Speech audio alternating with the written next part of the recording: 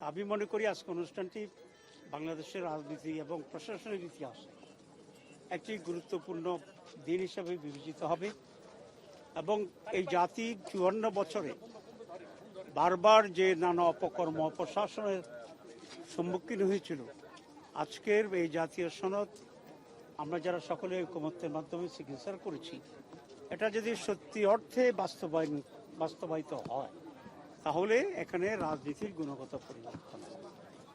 আমরা আশা করি যেটি আজকে আমরা যে সমস্ত পয়েন্টে একমত হয়েছি, যারাই দায়িত্বে আসবেন তারা হুবহু এই সকল দাবি পূরণ করবেন। এখানে দুটো গুরুত্বপূর্ণ বিষয় আছে।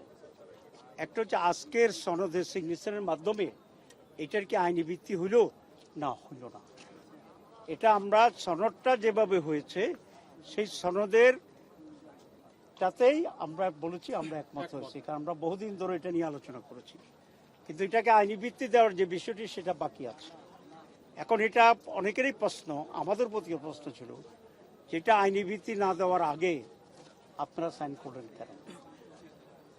এটা নিঃসন্দেহে একটা গুরুত্বপূর্ণ প্রশ্ন, কিন্তু আমরা যেটা বিবেচনা করলাম যে জাতির কাছে যে আমরা এতদিন ধরে যে সমস্ত ঐকমত্য হয়েছি সেগুলোর সাথে আমরা একমত, আমরা সেই জিনিসটা সাইন করেছি।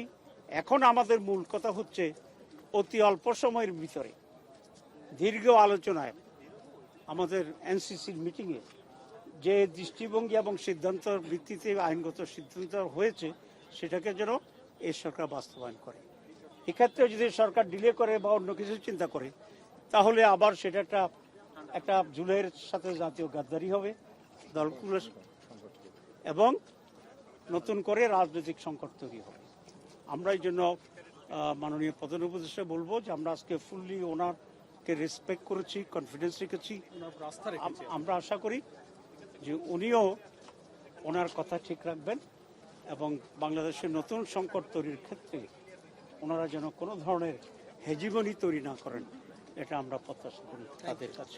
Thank you very much.